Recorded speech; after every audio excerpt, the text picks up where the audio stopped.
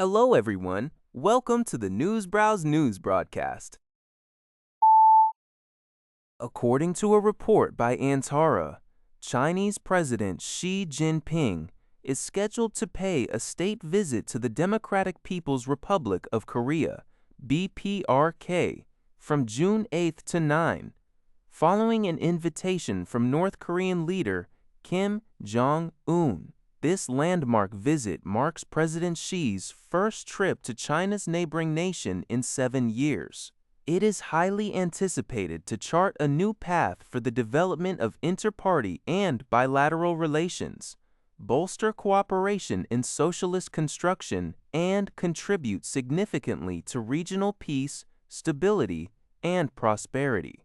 Since 2018, the two leaders have held 6 meetings, guiding bilateral relations into a new era through high-level exchanges and strategic consensus. The visit also coincides with key milestones, including the 65th anniversary of the China-DPRK Treaty of Friendship, Cooperation, and Mutual Assistance. Beyond high-level politics, practical cooperation between the two nations has steadily deepened. Recent developments include the resumption of international passenger train operations and Air China flight services between Beijing and Pyongyang, alongside expanding exchanges in education, sports, and trade. According to a report by Thai Sounds, despite recent U.S. efforts to broker a ceasefire agreement between Israel and Lebanon, tensions have flared up again. The Israeli military announced on June 7 that it successfully intercepted 2 missiles fired from Lebanon toward northern Israel, targeting the areas of Yifta and remote Naphtali. The U.S. State Department had announced on June 3 that both nations agreed to a ceasefire. However, the Iran-backed militant group Hezbollah stated on June 4 that it rejected any agreement tying the ceasefire to its disarmament, demanding that Israel cease its attacks and withdraw its forces from southern Lebanon first. Meanwhile, Iran has reportedly conditioned any peace deal with the U.S. on this ceasefire.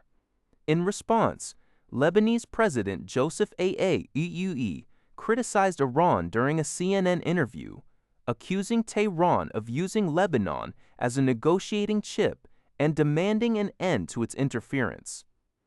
Hezbollah originally entered the conflict on March 2 as retaliation for the killing of former Iranian Supreme Leader Ayatollah Ali Khamenei. Despite a ceasefire initially taking effect in November 2024, Israel continued its military actions up until March. According to a report by Lianhe Zhaobao, southwestern Japan has been hit by continuous heavy rainfall, with the southern Kyushu region bearing the brunt of the storm. The Japan Meteorological Agency, JMA, warned of a significantly increased risk of mountain torrents, landslides, and flooding in low-lying areas.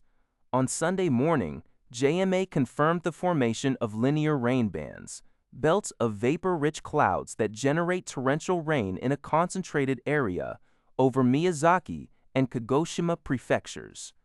Unstable atmospheric conditions are expected to persist across western Japan, with the island of Shikoku also facing heavy rain that may trigger emergency warnings.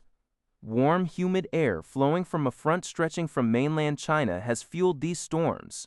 In the 24 hours leading up to Monday morning, cumulative rainfall could reach 300 millimeters in Shikoku and 150 millimeters in southern Kyushu and Video, 100-, southern Kyushu and the Amami region. JMA also announced that the Tokai and Kanto Koshin regions, including Tokyo, have officially entered the rainy season, occurring slightly later than last year. According to Xinhuanet, official data released on Sunday showed that China's foreign exchange reserves reached $3.4422 trillion at the end of May 2026. This marks an increase of $31.7 billion or 0.93% compared to the end of April.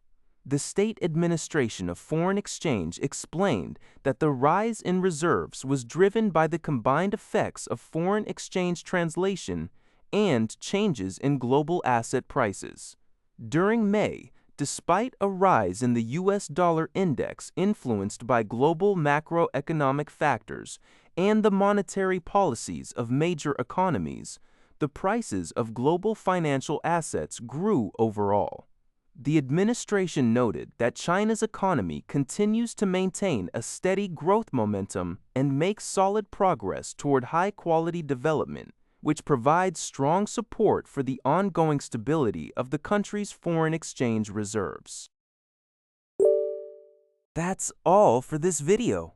Thank you for watching. See you in the next video.